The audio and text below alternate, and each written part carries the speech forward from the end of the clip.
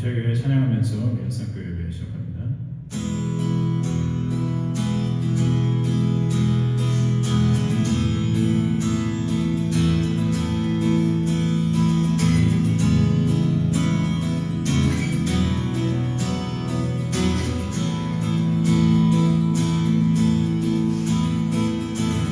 말씀이 오신 거야 이 땅에 오신 예수 모든 어둠이 이기고 영원한 생명 되신 하늘의 통치자 이 땅에 임하셨네.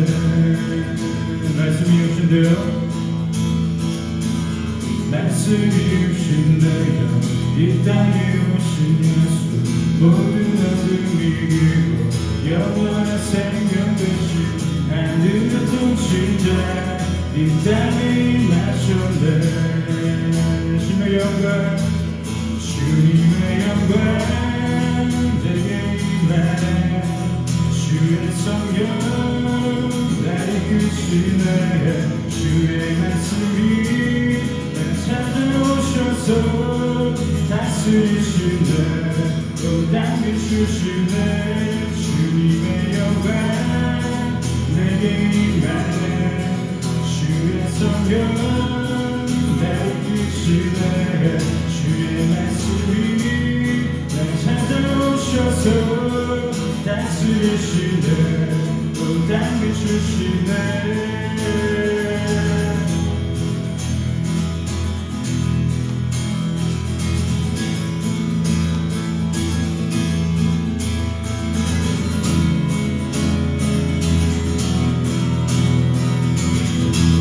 이라고 할 겁니다. 어둠을 밝히시고 어둠을 밝히시고 죽음을 이기시고 내 안에 오셔서 주의 뜻을 이루시네. 하늘의 통치가 온 땅에 충만하네. 어둠을 밝히시고 어둠을 밝히시고 죽음을 이기신 주 내 안에 오셔서 주의 뜻을 이루시네. 하늘의 통치가 온 땅에 충만하네. 주님의 영광 주님의 영광 내게 임하네. 주의 성령 나를 이끄시네. 주의 말씀이 날 찾아오셔서 다스리시네. 온 땅을 주시네. 주님의 영광 내게 임하네. 주의 성령 나를 이끄시네. 주의 말씀이 날 찾아오셔서 다스리시네. 온 땅을 주시네. 주님의 영광 내게 임하네. 주의 성령 나를 이끄시네. 주의 말씀이 날 찾아오셔서 다스리시네. 온 땅을 주시네.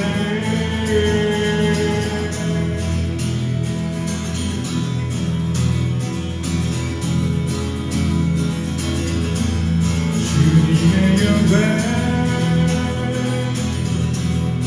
주의 성령 주의 영광 주의 성령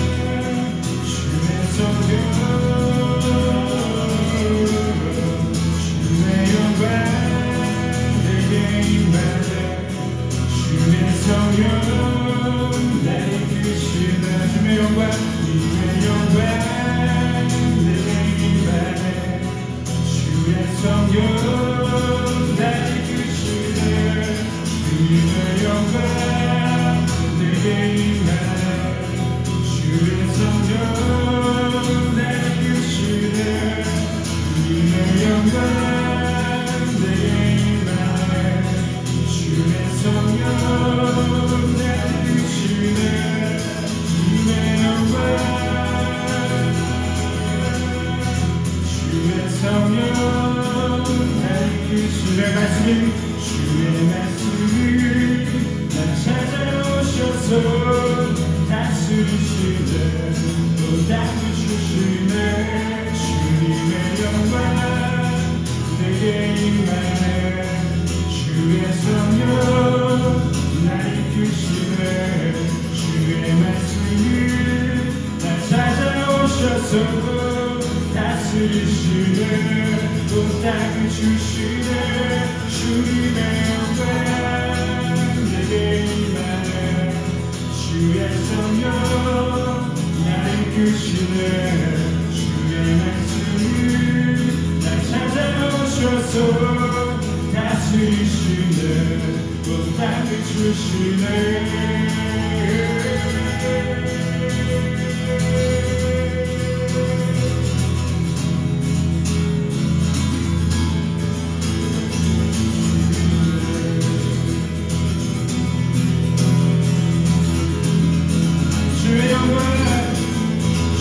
주의 영광 내게 임하네 주의 성령 날 이끄시네 주의 말씀이 날 찾아오셔서 다스리시네 또 닦아주시네 주님의 영광 내게 임하네 주의 성령 날 이끄시네 주의 말씀이 날 찾아오셔서 다스리시네 또 닦아주시네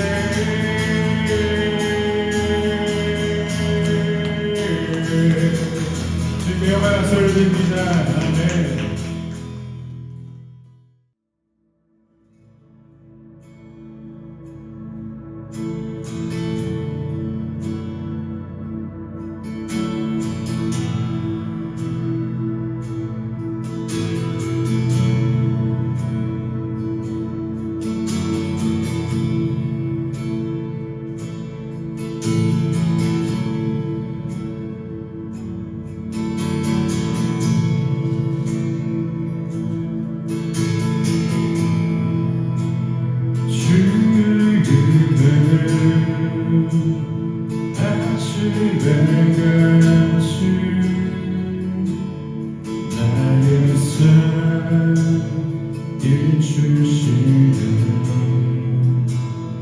변시하는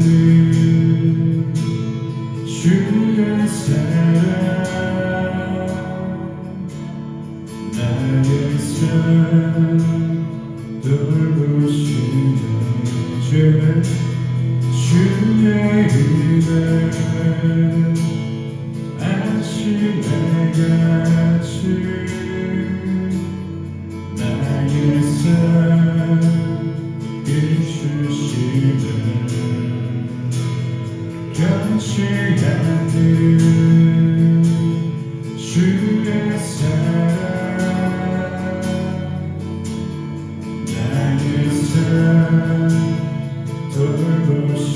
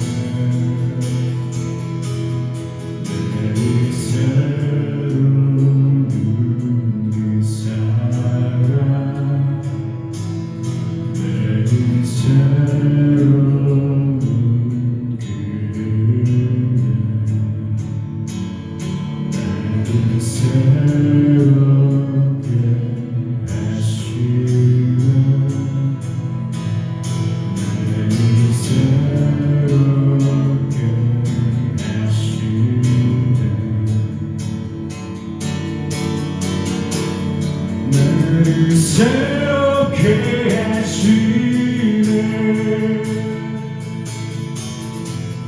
다시 새롭게 하시네 나를 새롭게 하시네 다시 새롭게 하시네 나를 새롭게 하시네 다시 새롭게 하시네 나를 새롭게 하시네 다시 새롭게 하시네 나를 새롭게 하시네 다시 새롭게 하시네 나를 새롭게 하시네 다시 새롭게 하시네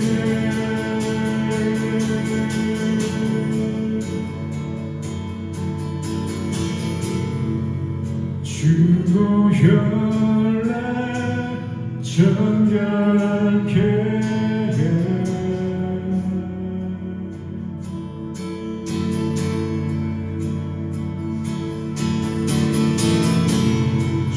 주고 혈로 나갈 때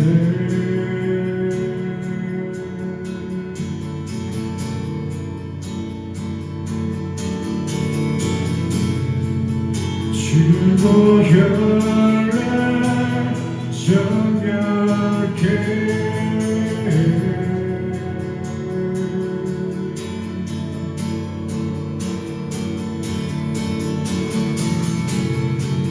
주고 혈로 나갈 때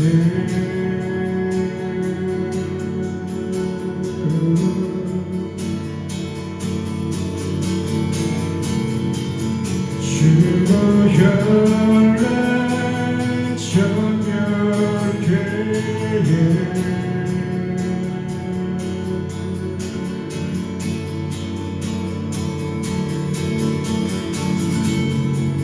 주고 혈로 나갈 때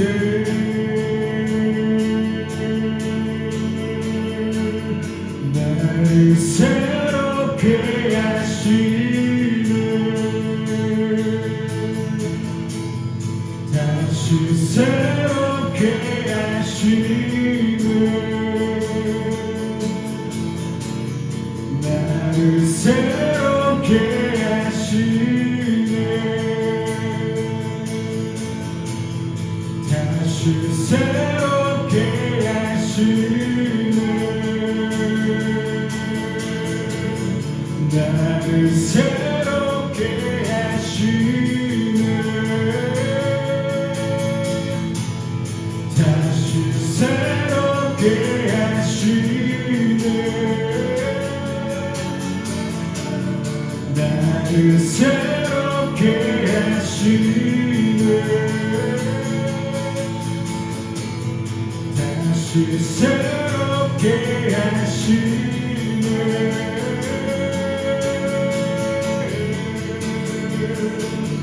매일 새로운 이 사랑 매일 새로운 은혜 나를 새롭게 하시네 매일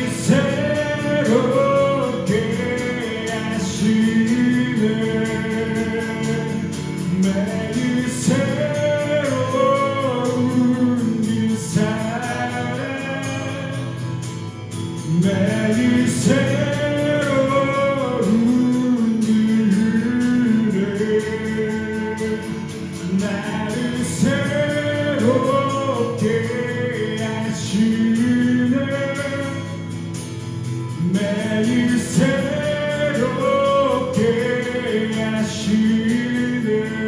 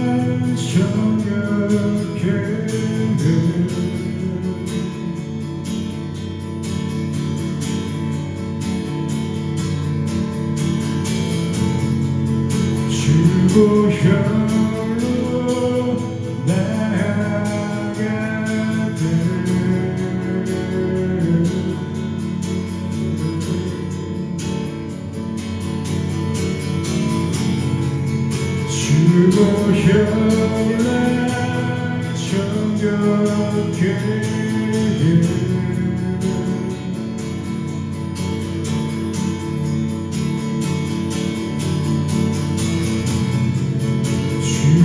혈로 나가갈 때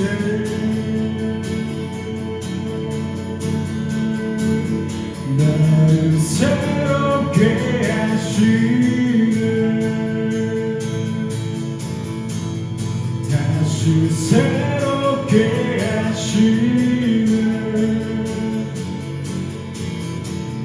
나를 새롭게 하시네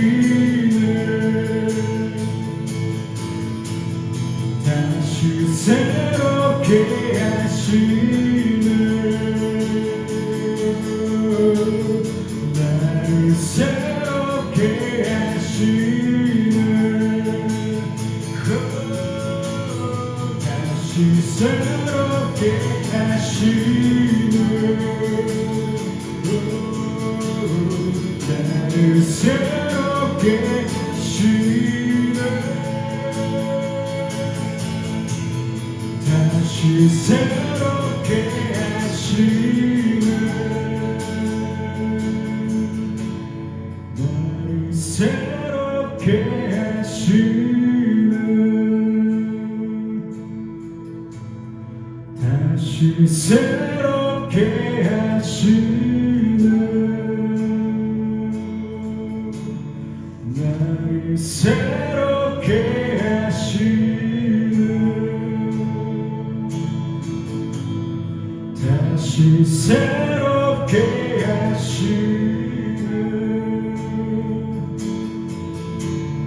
나를 새롭게 하시네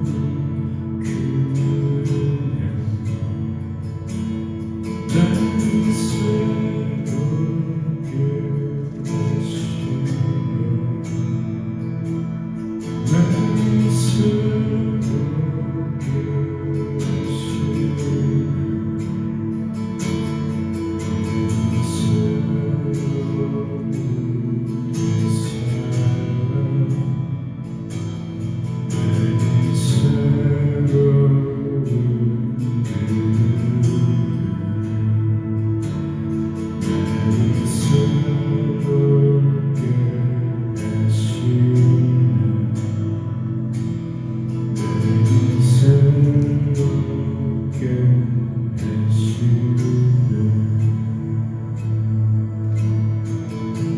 말씀을 기억하고 또 기대하면서 오늘 우리에게 또 부어주실 말씀 가운데 소망을 품고 나아가면서 기도합니다.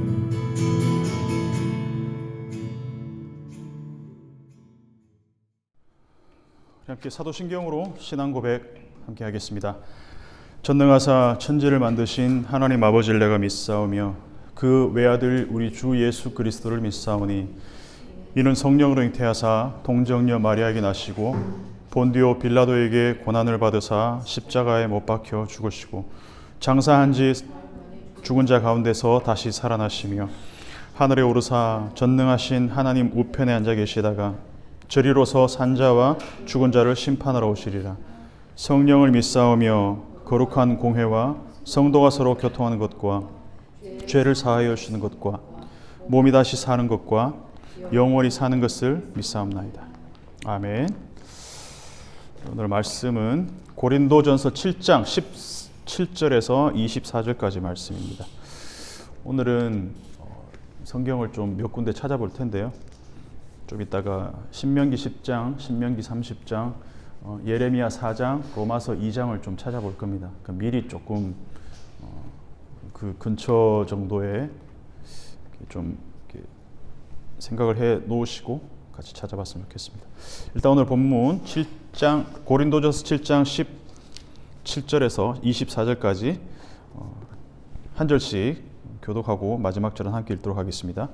오직 주께서 각 사람에게 나눠주신 대로 하나님이 각 사람을 부르신 그대로 행하라. 내가 모든 교회에서 이와 같이 명하노라. 할례자로서 부르심을 받은 자가 있느냐 무할례자가 되지만 무할례자로 부르심을 받은 자가 있느냐 할례를 받지 않느냐 할례 받는 것도 아무것도 아니요 할례 받지 아니하는 것도 아무것도 아니로되 오직 하나님의 계명을 지킬 따름이니라.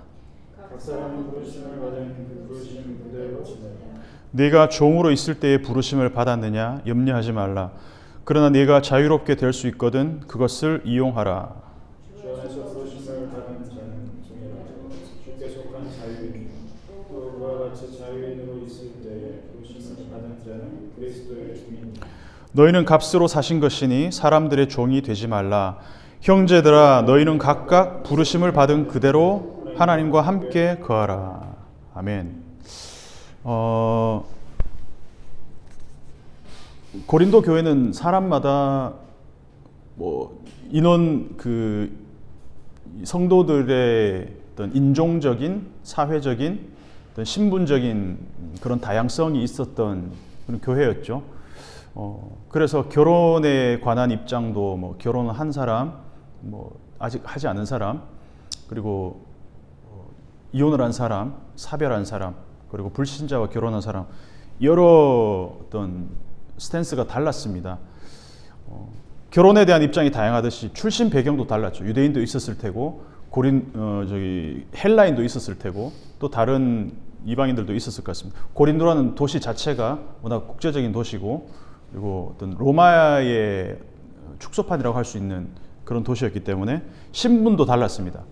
종도 있었고, 자유인도 있었고, 우리가 사는 시대에는 네팔이라든가 저런 인도 같은 카스트 제도가 있는 나라들을 제외하면 지금은 제도적으로는 없어졌다고 하지만 어쨌든 이 시대만 해도 그런 신분들이 존재하던 나라의 시대였기 때문에, 그러니까 출신이 다양하고 유대적 배경을 가진 아니면 헬라적 배경을 가진 사람들, 그리고 신분도 다양하고 종도 있었고 자유인도 있었고, 이런 다양한 사회에서 어떤 교회라는 어떤 하나의 집단으로 모였잖아요.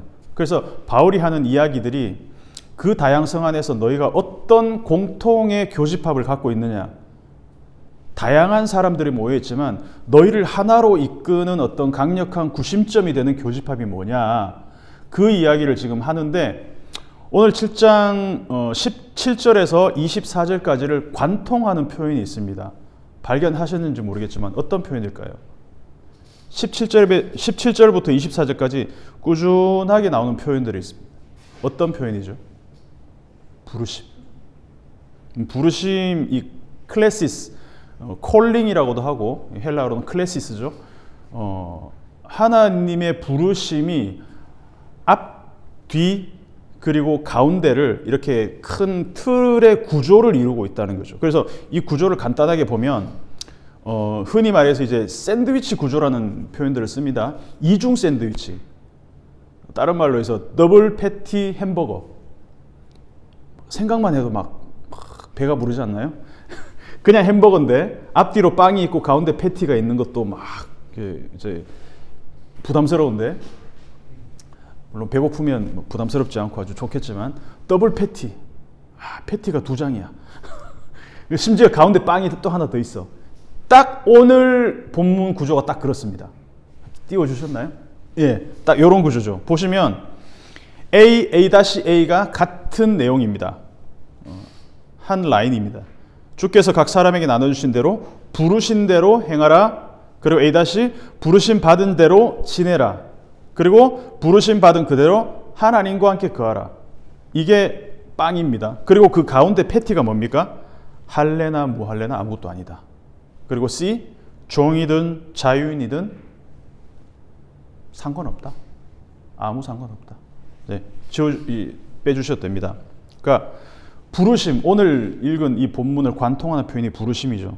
그러니까 하나님의 부르심이라는 것은 그 사람이 할례를 받았든지, 요즘으로 말하면 세례를 받았든지, 장로교인이든 뭐 기독교인이든 뭐 카톨릭이든 어떤 이것들이 이러한 나의 것들이 이 나의 정체성을 이루는 것이 아니라 하나님이 그 사람을 부르셨느냐, 그 부르심에 응답하고 나왔느냐, 그것에 의해서 하나님의 부르심이 결정이 되는 것이지, 뭐 이 사람이 할례냐 무할례냐, 종이냐 자유자냐, 미혼이냐 기혼이냐, 불신자와 결혼했냐, 뭐 아니면 뭐 어떤 이런 것들과 전혀 상관이 없다. 종으로 있을 때 부르심을 받았을 수 있고 할례를 받지 않았을 때에 하나님이 부르실 수도 있다라는 거죠. 자, 이 로마서 11장 29절, 자, 로마서 11장 29절 한번 찾아보겠습니다. 로마서 11장 29절. 고린도전서 조금 앞쪽에 로마서 11장 29절을 같이 한번 읽어볼게요. 29절입니다. 시작. 하나님의 은사와 부르심에는 후회하심이 없다.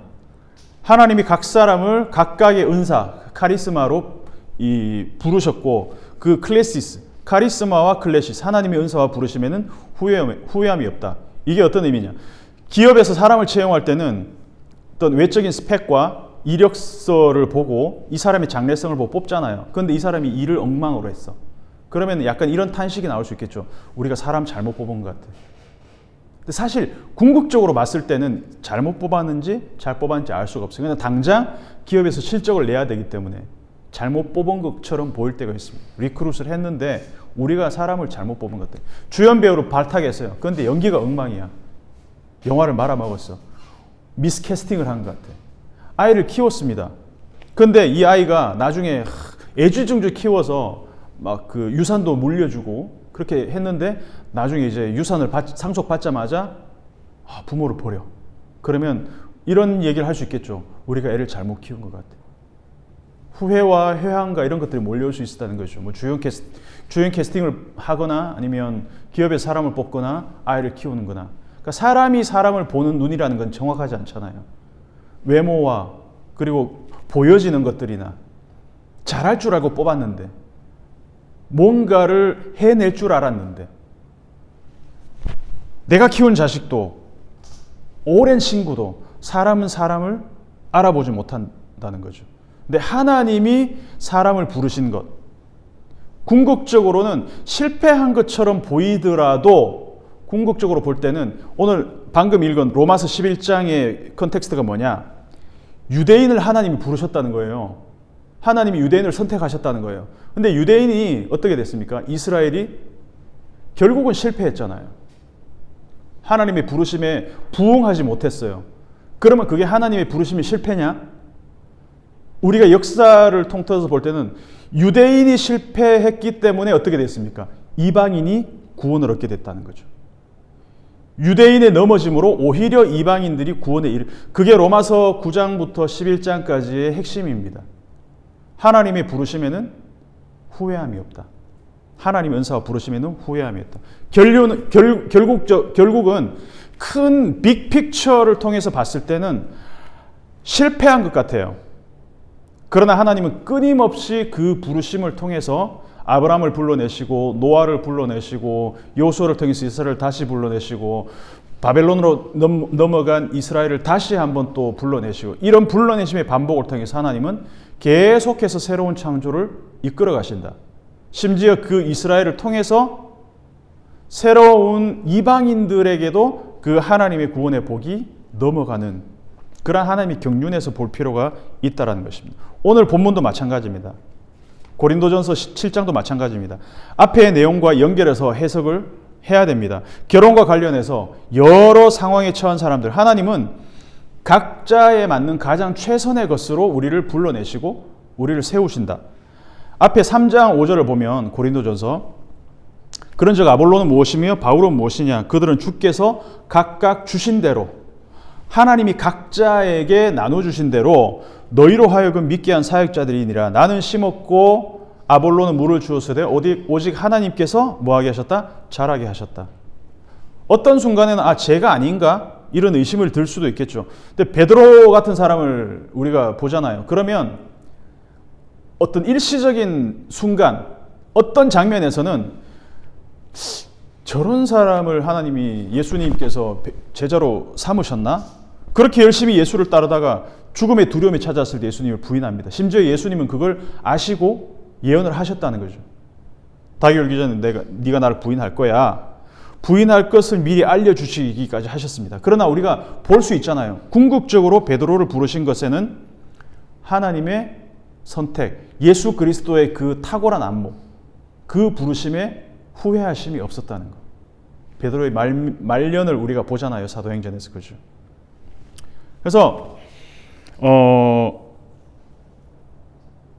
어쩌면 바울이 지금 할례에 대한 이야기, 종과 자유자에 대한 이런 관점에 대해서 우리에게 이 고린도전서를 주고 있는데 이 이야기를 읽다 보면 기독교 역사를 쭉 보다 보면 바울이 더 개혁적이고 오히려 중세 이 초대교회 로마 카톨릭이 들어서면서 교회가 조직화되면서 지금도 영향력이 있어요. 이 조직화된 교회에서 오히려 더 바울의 개혁적인 이 안목과 바울의 개혁적인 이런 인사이트를 쫓아가지 못한다는 생각이 들어요. 오히려 바울이 이런 개혁적인 선포를 했습니다. 할례나 무할례나 아무것도 아니다. 너희가 기독교인이 되고 세례를 받아야 구원에 이른다. 이거는 어떻게 보면 조직화된 교회에서 중세교회를 통틀어서 우리에게 이렇게 이어져 온 어떤 그런 메시지라는 거죠. 근데 바울은 처음부터 그 메시지를 거부했다는 거예요. 내 종교가 기독교라서 내가 세례를 받았기 때문에 우리 집이 4대째 믿은 집이라서 구원을 받는 게 아니라는 것이죠. 주체가 내가 아니라 하나님의 부르심에 응답하고 나갈 때 그 사람에게 구원이 있다는 것이죠. 자, 할례에 대한 얘기를 하고 있습니다. 지금 이 상황을 설명을 하기 위해서 할례 받은 사람과 할례 받지 않은 사람들 간의 이 사이의 긴장감이라는 것은 지금 우리가 상상할 수가 없는 그런 긴장감이 있었어요. 이 당시에만 해도. 바울은 난지 8일 만에 할례를 받은 소위 말해서 적통 유대인이었죠. 찐 유대인이었습니다. 베냐민 지파였고 할례를 난지 8일 만에 받았으니까 얼마나 그 안에 자부심이 있었겠습니까? 회심하기 전까지만 해도. 그러니까 누구보다 할례에 대한 자부심이 있었던 사람이 바울이라는 얘기죠. 근데 그럼에도 불구하고 바울은 할례 받은 사람들과 할례 받지 않은 사람들 중에 어느 편에도 그 힘을 더 실어주지 않습니다. 말하자면 할례를 받았다는 건 이 사람들이 어디 사람들이란 얘기예요? 유대인들이란 얘기잖아요. 할례 받지 않은 사람이라는 것은 이 사람은 헬라인들이란 얘기잖아요. 그러니까 어느 한쪽에 유리하게 할례를 받아야 돼 그래도 아니면 할례는 필요 없다는 식의 극단적인 주장을 하는 게 아니라 오히려 할례 받은 사람들과 할례를 받지 않은 사람들의 보시면 이 사람들의 공통적인 교집합이 뭐냐? 그 교집합이 뭐냐? 부르심을 받았냐라는 거죠. 할례를 받았을 때에 부르심을 받았냐? 할례를 받지 않았을 때에 부르심을 받았냐? 이 말입니다. 그래서 18절을 다시 한번 읽어보시죠. 18절 시작. 할례자로서 부르심을 받은 자가 있느냐? 무할례자가 되지 말며 무할례자로 부르심을 받은 자가 있느냐? 할례를 받지 말라. 자, 이 말을 우리가 지금 읽으면 대수롭지 않게 여길 수 있습니다. 근데 이 당시에 특히 할례 받은 유대인들에게는 폭탄 같은 선언이었을 테고, 그리고 할례 받지 않은 헬라인들과 이방인들에게는 얼마나 자유케 하는 선포인지 모릅니다, 이걸. 그리고 19절에서 조금 더 나갑니다. 19절 읽어볼게요. 시작. 할례 받는 것도 아무것도 아니요 할례 받지 않은 것도 아무것도 아니로되 오직 하나님의 계명을 지킬 따름이니라. 자, 이 말을 뒤집으면 할례를 받았기 때문에 하나님이 부르셨다거나 할례를 받지 않았기 때문에 하나님이 부르시지 않으셨다는 말이 아니라, 반대로 하나님은 할례 여부에 상관없이 하나님의 뜻대로 부르셨다. 유대적 환경에 태어난 사람은 자기 의지와 상관없이 내가 유대인으로 태어났기 때문에 난지 8일 만에 할례를 받는 것일 테고, 그렇지 않은 환경에 태어나면 디모데 같은 사람들은 헬라에서 태어났기 때문에, 그리스에서 태어났기 때문에 자기 의지와 상관없이 할례를 받지 않았어요. 내 의지에 내가 원해서 할례자가 되었거나 내가 원해서 무할례가 된 게 아니라는 거죠. 그걸로 그 사람이 부르심을 받았냐 안 받았냐를 평가할 수 없다는 거죠. 누군가 할례를 받았지만 하나님의 계명과 상관없이 산다. 요즘 같으면 교회도 다녀요. 유아세례 받았어요. 입교했어요. 4대째 예수 믿는 집안이에요. 아버지 장로고 엄마는 권사님이야. 근데 사는 꼴을 보니 하나님이 계신 것처럼 살지를 않아. 전혀 하나님 말씀과 상관없이 살아. 근데 그 사람에게는 세례는 허울뿐인 공허한 의식이 될 수 있다는 거죠. 할례나 세례 자체가 그 사람이 부르심을 받았다는 것을 증명하는 라이센스가 아니라는 얘기입니다. 그러면 구약은 할례에 대해서 어떤 입장을 취하고 있을까? 구약은 어떻게 이야기하고 있을까? 아까 제가 말씀드린 거 신명기 10장, 신명기 30장, 예레미야 4장, 로마서 2장 미리 준비해서 우리 같이 한번 좀 찾아보도록 합시다. 자, 제가 이걸 외우는데 어떻게 외웠냐? 신명기, 예레미야, 로마잖아요. 신예롬이라는 사람이 10장, 30장 10평짜리 새빵 4이니까 사리 10평짜리 새빵 사리에 살았다. 뭐 이렇게 외웠는데 어쨌든 간에 자, 신명기 10장 12절에서 16절을 먼저 찾아보겠습니다. 한번 보겠습니다. 신명기 10장 12절에서 16절입니다. 같이 한번 보겠습니다. 읽어볼게요. 시작. 이스라엘아, 네 하나님 여호와께서 네게 요구하시는 것이 무엇이냐? 곧 네 하나님 여호와를 경외하며 그의 모든 도를 행하고 그를 사랑하며 마음을 다하고 뜻을 다하여 네 하나님 여호와를 섬기고 내가 오늘 네 행복을 위하여 네게 명하는 여호와의 명령과 규례를 지킬 것이 아니냐? 하늘과 모든 하늘의 하늘과 땅과 그 위의 만물은 본래 네 하나님 여호와께 속한 것이로되 여호와께서 오직 네 조상들을 기뻐하시고 그들을 사랑하사 그들의 후손인 너희를 만민 중에서 택하셨음이 오늘과 같으니라. 그러므로 너희는 마음의 할례를 행하고 다시는 목을 곧게 하지 말라. 구약입니다. 그것도 모세 오경. 모세가 이 율법을 받고 하는 얘기가 너희 몸의 포피를 베는 거지만 의식적으로는 실제로는 어디에 할례를 받아라? 마음의 할례를 받아라. 마음 가죽을 베는 거다, 할례는. 그리고 중요한 건 앞에서 뭐라고 나옵니까? 여호와를 경외하고 모든 도를 행하고 마음을 다하고 뜻을 다하고 네 하나님 여호와를 섬기고 여호와의 명령과 규례를 지키고 전부 삶의 행동으로 나타나야지 할례 받은 것이 그 사람의 행동을 자동적으로 결정해 주는 것, 그 사람의 신분과 정체성을 자동적으로 결정해 주는 것은 아니다. 신명기 30장 6절을 한번 읽어보겠습니다. 신명기 30장 6절입니다. 30장 6절 같은 맥락에서 마음의 할례를 이야기하고 있습니다. 읽어보겠습니다. 시작.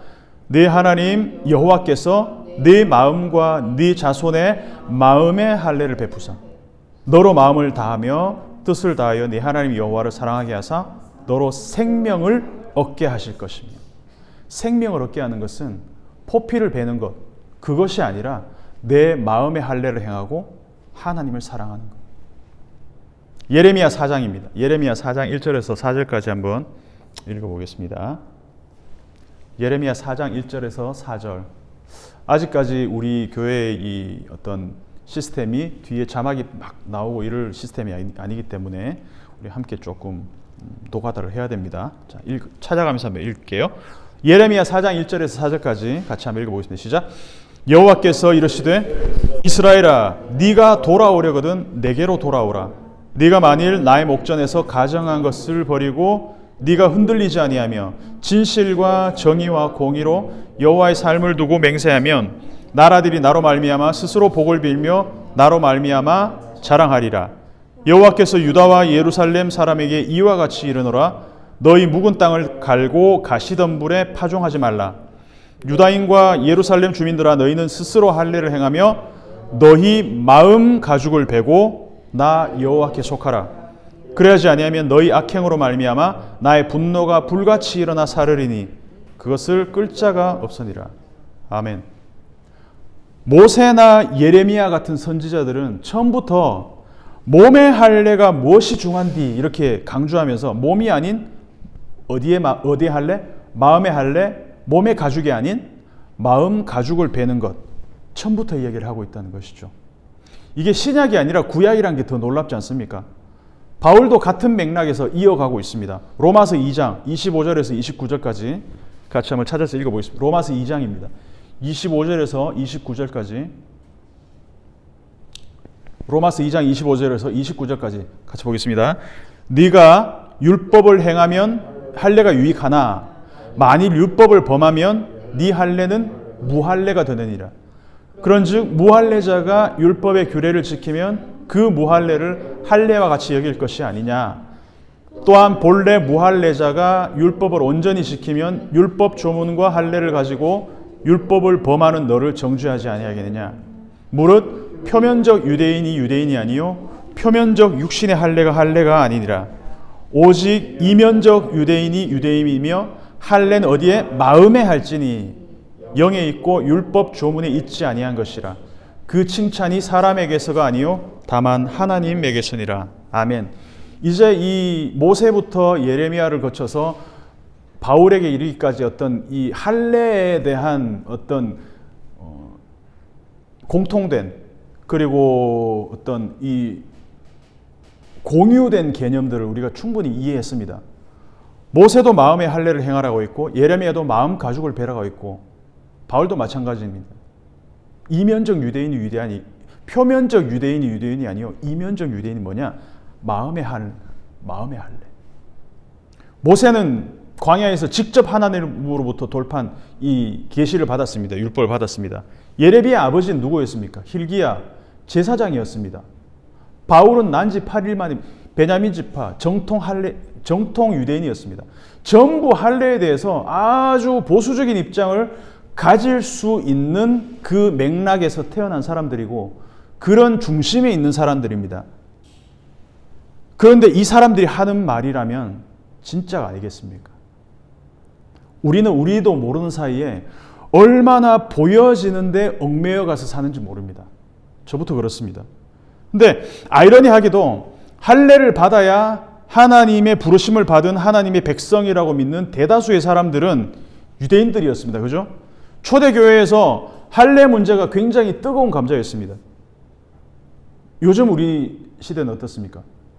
우리 사회에서 가장 배타적인 집단이 되어버린 데가 교회입니다.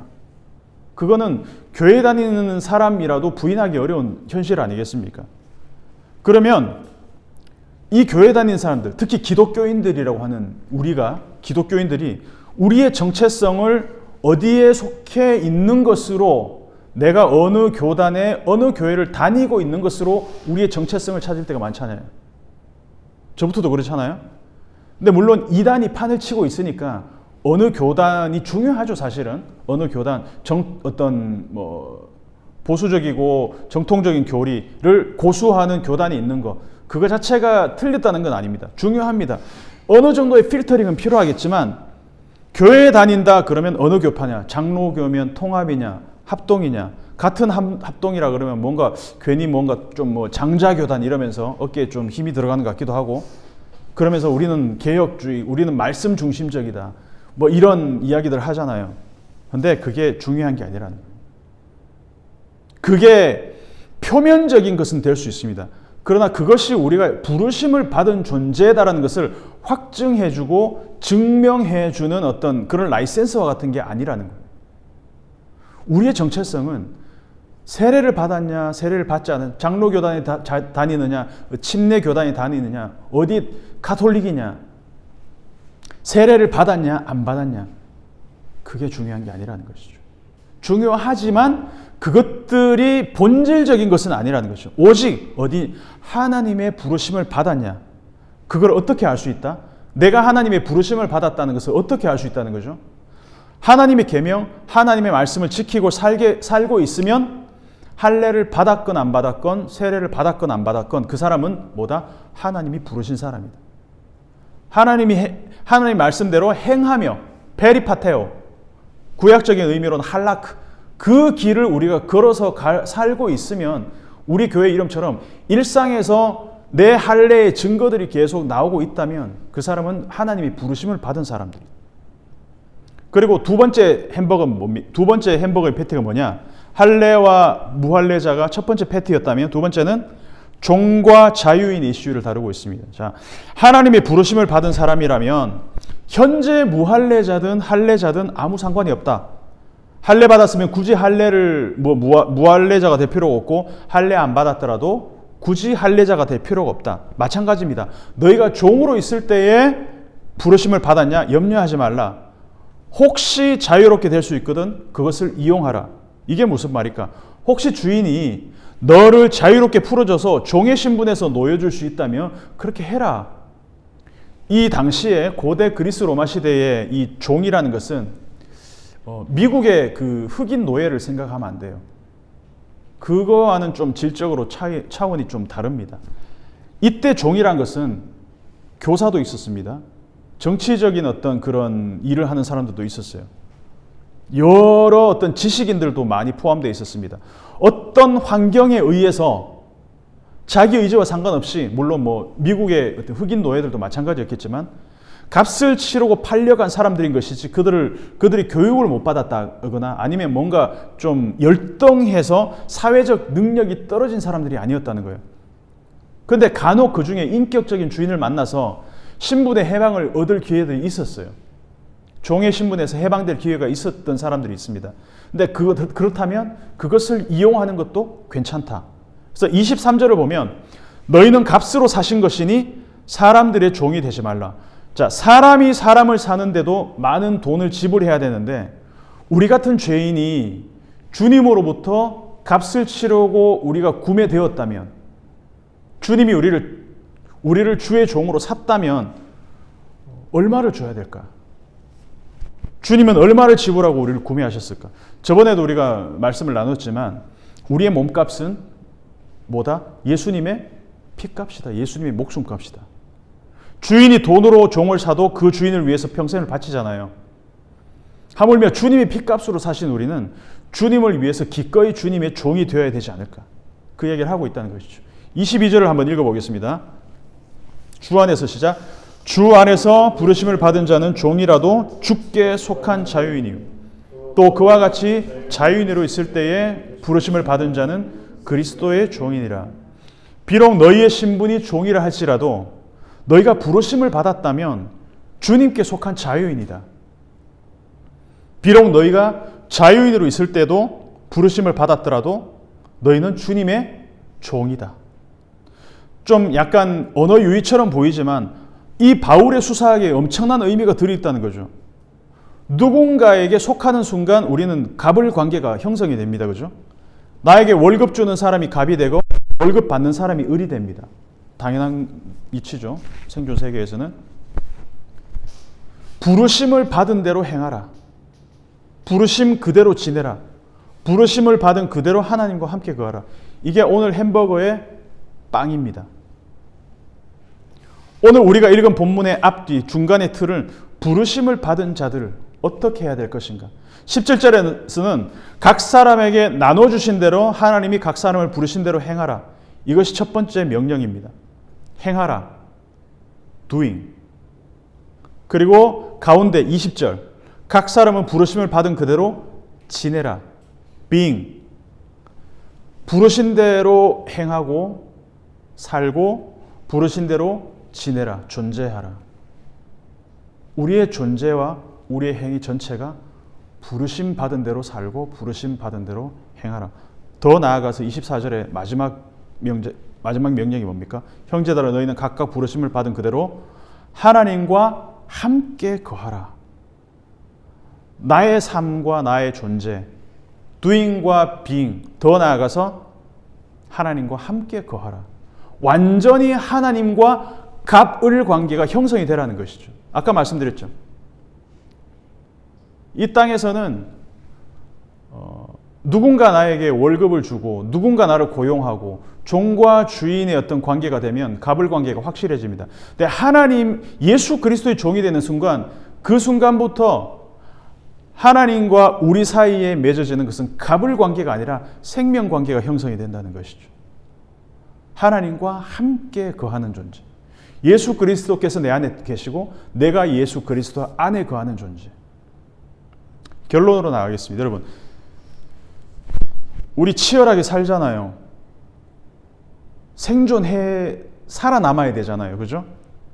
여기서는 내가 누군지를 입증하는 나의 정체성을 우리가 증명하기 위해서는 내가 뭘 이루었느냐, 내가 어디 졸업장을 땄느냐, 내가 누구랑 사느냐, 내가 고용주냐 월급 받는 사람이냐, 내가 어디에 속하고 어디를 졸업했고 누구랑 결혼했고 어느 교단에 속했고 여기에 따라서 나의 정체성이 결정됩니다. 나를 입증해냅니다.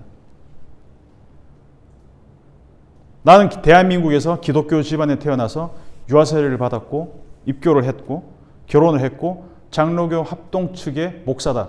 이게 제가 저 자신을 설명할 수 있는 정체성일 수 있습니다. 근데 이것이 과연 내가 누구인가를 온전히 설명해 줄 수 있을까? 아니라는 것이죠. 사람들한테는 그렇게 보여줄 수 있습니다. 내가 나를 그렇게 설명하면 되니까. 근데 하나님은 내가 어떤 생각을 하고 내가 어느 길을 따라 행하고 있고 내가 어떤 존재이고 이것을 다 알고 계십니다. 내가 설명할 필요가 없습니다. 하나님은 다 아십니다.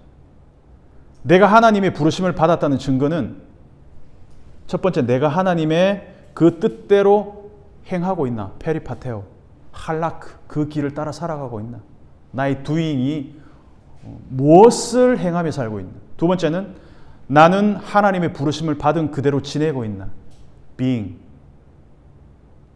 그 존재로 나는 존재하고 있나. 세 번째는 나는 정말 하나님과 함께 거하고 있나, 함께 살아가고 있나. 내 인생에 주는 진짜 돈이 아니고 정말 예수 그리스도가 나의 주인이 맞나. 하나님이 나를 부르셨나를 확인하기 위해서는 내가 어느 교회를 다니는지, 내가 할례를 받았는지, 내가 종인지, 이게 문제가 아니라는 것이죠. 내가 하나님의 뜻대로 살고 하나님과 함께 거하고 있는가를 항상 내가 일상 가운데서 점검할 수 있어야 된다는 것이죠. 이건 이제 원고에 있는 얘기는 다 했고요. 오늘 기도를 우리가 좀 할 때 이 말씀을 기억하면서 제가 아까 떠올라서 한 가지를 더 나누고자 하는 게 있는데, 요한복음 5장 25절을 보면 한번 찾아볼까요? 마지막으로 요한복음 5장 25절을 한번 찾아보겠습니다. 요한복음 5장 25절입니다. 같이 읽어보겠습니다. 시작. 내가 진실로 진실로 너희에게 이르노니 내 말을 듣고 진실로 진실로 너희에게 이르노니 죽은 자들이 하나님의 아들의 음성을 들을 때가 오나니 곧 이때라. 듣는 자는 살아나리라. 아멘. 진실로 진실로, 예수님이 두 번 아멘 아멘 할 때는 엄청나게 중요한 얘기 하실 때죠. 너희에게 이르노니 죽은 자들이 하나님의 아들의 음성을 들을 때가 오나니. 오늘 말씀과 연결하면 어떻습니까? 하나님이 부르실 때 그 부르심에 내가 응답할 때가 오는데, 누가? 죽은 자들이. 우리는 한때 죽은 자였다. 언제? 하나님이 부르시기 전까지는. 근데 하나님의 부르심을 입었을 때 우리의 생명이 다시 피어나기 시작했다는 것이죠. 하나님이 부르시는 모든 곳에 생명이 피어나기 시작합니다. 그거를 성경은 뭐라고 얘기합니까? 창조라고 얘기합니다. 빛을 불러내셨을 때, 빛이라 부르실 때 그 빛을 하나님이 낮이라 하시고, 그 낮이 기능하기 시작할 때 하나님의 세계가 만들어지기 시작합니다. 불러내시고 바다라 칭하시고 궁창이라 칭하시고 땅이라 칭하시고, 그리고 아담을 통해서 불러내시는, 하나님이 부르시는 모든 것이 그 생물의 이름이 되었을 때 그 세계가 피어나기 시작합니다. 하나님이 부르신다는 것은 하나님이 사단에게 뺏긴 그 세계를 다시 하나님의 창조 세계로 인공호흡을 하셔서 하나님의 생기를 불어넣으신다는 얘기입니다. 홍수로 세상을 심판하셨을 때 하나님이 노아를 다시 불러내십니다. 새 창조를 만들어내십니다. 이스라엘이 애굽의 노예가 되었을 때 하나님이 다시 모세를 통해서 이스라엘을 어떻게 불러내십니다. 클래시스, 불러내심. 그리고 그들에게 새로운 창조, 새로운 세계를 또 만들게 하십니다. 죽은 자는 살아나리라. 여호수아를 통해서 또 새로운 가나안 땅으로 하나님이 또 들어가게 하십니다. 불러내십니다. 모든 시대, 모든 사람들을 하나님 계속 불러내십니다.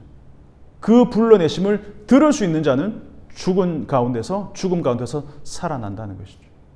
예수님을 무덤에서 하나님이 불러내셨을 때 예수님이 생명으로 살아나셨습니다.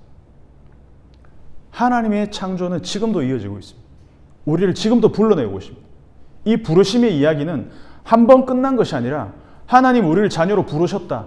이 클래시스, 이 콜링이 한 번 일시적으로 그냥 단회적인 사건으로 끝난 것이 아니라 계속 하나님 우리를 불러내고 계십니다. 그때 우리는 소생되고 생명이 다시 살아나고 다시 하나님의 호흡이 우리 안에 그 루아흐가 들어온다는 것이죠. 그래서 성경 처음부터 끝까지 불러내심의 이야기입니다. 그 불러내심의 이야기가 지금 우리의 일상 안에서 이루어졌으면 좋겠습니다. 매일매일 매 순간마다 그 하나님의 불러내심에 내가 듣고 나의 죽어있던 세포들이 다시 하나님의 불러내심에 반응할 때 하나님과 함께 걷고 하나님과 함께 거하고 doing과 being과 하나님과 함께 있으면 이 임마누엘의 복이 항상 우리를 살아있는 존재로 만들 수 있다는 기억하면서 같이 한번 좀 기도했으면 좋겠습니다. 하나님, 우리의 정체성을 우리가 어디에 다니고 있냐, 내가 뭘 이루었냐, 이런 어떤 하나님과 단절되어서 우리가 만들어낸 것들로가 아니라 하나님이 나를 불러내심에 근거해서 나는 누구이며 나는 지금 하나님의 불러내신 대로 살고 있는지, 하나님 나를 불러내셨습니까? 우리 가족도 불러내셔주고, 그래서 우리 가족과 나를 통해서 하나님의 그 생명 창조의 은혜가 우리 일상교회와 또 우리의 이런 환경들과 이러한 것들이 더 확장되어서 하나님 이 불러내심의 은혜를 조금 더 많은 사람들이 하나님 누릴 수 있는 그러한 우리 공동체와 또 우리의 가정과 우리의 일상교회가 되었으면 좋겠다라는 생각을 좀 하면서 말씀을 기억하면서 함께 기도했으면 좋겠습니다. 존귀하신 하나님, 진실로 너에게 이르노니 죽은 자들이 하나님의 아들의 음성을 들을 때가 오나니 실로 그 음성을 듣는 자는 살아나리라. 들을 수만 있다면 하나님 우리는 살아날 수 있습니다. 그럼에도 불구하고 우리는 우리의 귀를 막고 하나님의 음성을 의식적으로 의도적으로 듣지 않고 하나님을 소외시키며 살아갈 때가 많이 있습니다. 우리의 귀와 우리의 마음과 우리의 모든 세포들이 하나님의 음성에 열려있고 하나님의 음성에 반응할 수 있게 도와주시옵소서. 이 세상의 많은 정보와 미디어는 우리가 하나님의 음성을 듣는데 둔감하도록 계속해서 우리를 마비시킵니다. 우리를 세뇌시킵니다. 지금의 정세와 지금의 어떤 이런 경제 상황과 세계의 정세들은 끊임없이 우리를 불안과 두려움 가운데 노출시키게 하고 하나님의 음성을 듣지 못하도록 우리의 눈과 귀를 막고 끊임없이 하나님과 단절된 세계에서 우리가 살아남지 못할까 봐 그 두려움 가운데 우리를 던져 넣습니다. 그 물구덩이 가운데서 우리를 건져내어 주시옵시고 그 깊은 심연 가운데서 우리를 다시 한번 불러내어 주시옵소서. 듣는 자는 살아나리라.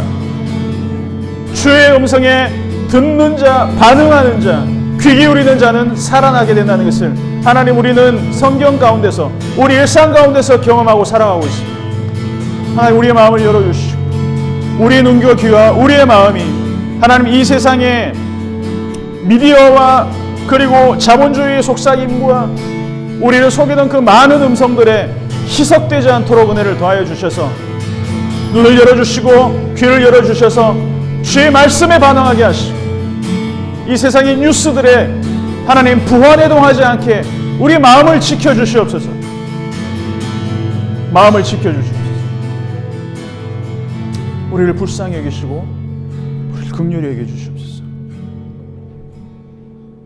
우리가 주의 음성을 듣지 못하도록 이 세상의 무수한 많은 소리들이 우리 귀와 우리의 눈을 사로잡고 있습니다. 유튜브를 통해서 떠다니는 그 많은 정보들, 이 세상이 곧 끝날 것처럼, 이 나라가 곧 망할 것처럼, 잘못된 지도자로 인해서 이 나라가 곧 썩어질 것처럼, 곧 망할 것처럼 계속 우리를 현혹시킵니다. 하나님, 우리의 눈과 귀를 하나님의 부르심과 하나님의 음성을 듣는 것 이외에 너무 많이 에너지를 쏟지 않도록 마음을 지키게 도와주시옵소서. 그래서 하나님, 우리가 이 세상의 현상들을 파악하고 분석할 수 있는 눈은 열어주시되 하나님의 음성을 듣지 못할 정도로 수많은 그 정보와 쏟아지는 미디어들에 우리가 휩쓸리지 않는 그런 지혜를 허락해 주시옵소서. 그래서 듣는 자는 살아나리라. 듣는 자는 살아나리라. 무엇을 듣는 자는? 하나님의 아들의 음성을 듣는 자는 살아나리라. 하나님의 그 음성을 듣고 소생될 수 있도록 우리를 지켜주시기를 소원합니다. 하나님 지금도 우리를 불러내고 계십니다. 지금도 하나님 불러내셔서 하나님의 그 창조를 창세기 1장에서 끝난 것이 아니라 지금도 하나님 죽은 자들 가운데서 우리를 살리기 위해서 계속 불러내십니다. 무덤 가운데서 예수님을 살려내셨던 그 하나님, 죽은 자를 살리시고 없는 것을 있는 것으로 불러내신 그 하나님이 지금도 우리를 불러내십니다. 그 부르심의 하나님 응답하고 나오고 살아내고 하나님과 함께 거할 수 있는 용기를 우리 일상교회 모든 성도들에게 도와여 주시옵소서. 예수님 이름으로 기도합니다. 지금은 우리 주 예수 그리스도의 은혜와 하나님의 사랑과 성령의 교통 충만 인도하심이 듣는 자는 살아나리라. 그 하나님의 부르심에 응답하여 매일 매순간 오직 주의 음성에 귀를 기울이고 이 세상의 모든 음성과 보여지는 것들은 서브 음성으로, 서브 미디어로 가장 큰 채널, 가장 주요 채널은 유튜브가 아닌 하나님의 음성, 하나님의 말씀임을 기억하고 살아가기 원하는 우리 모든 일상교회 성도들 머리 위에 영원토록 함께 있을지어다.